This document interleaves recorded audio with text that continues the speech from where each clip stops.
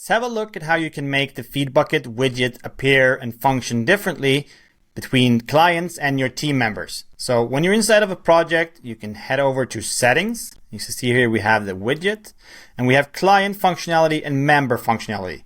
So a team member, that is somebody that has a account to be able to log in to Feedbucket. That is a team member. You should only invite your team members to Feedbucket, not your clients.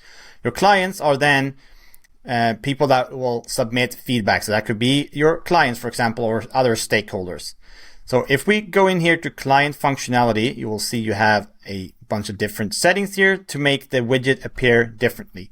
So let's take an example here that we want to have feedback submission open only for team members right now, because maybe, or basically we want to close it for clients. We want to say, clients, right now we're working on your last review of feedback and we don't want you to submit anything else right now, but you still want to give your team members possibility of submitting some feedback if they find anything internally.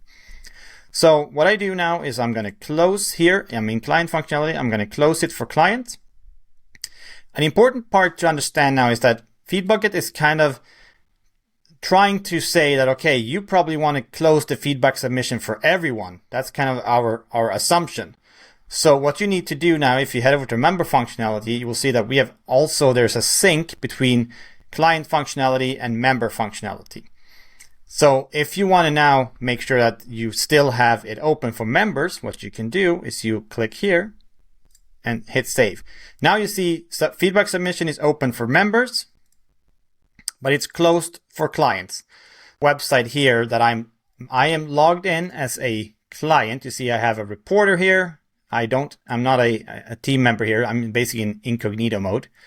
So if we take a look here now, we'll see that if I try to submit feedback, the submission is closed. And that's kind of what we said, right? If there's a client, the feedback submission is closed right now. If I instead go here, where I am logged in, and you can see it up here, you see how I am basically seen as a team member. If I now try to submit feedback, everything works like it did before, right? So the feedback submission is only closed for clients right now. Let's take another example. If we head back here, you'll see we have the enabled features. So let's see that we are right. So I don't want clients to be able to resolve. Maybe that's also something, okay? Only team members should be able to resolve the feedback once they are done. So basically, let's go here. We say that clients, you are not allowed to resolve. And again, this is only happening the first time, but Feedbucket is assuming that you want to resolve for everyone and not just members. So you need to basically go in here and say, oh no, I want this overwritten. That's why we call it sort of like an override. So the default functionality is what you find in the client functionality. Member, now you can go in and override this. So no, I want members to be able to resolve. If we go here to the page again where I am logged in as a client, you can see that I have here, I have no way of trying to resolve this feedback. As you see here, the button has basically been removed because I'm logged in as a client. If I now go here, I go in as a team member. Again, you can see that I'm logged in as a team member. I have the resolve button here. So you have a bunch of different ways here as well that you can play around with this. You can have different settings depending on if you're a client or a team member.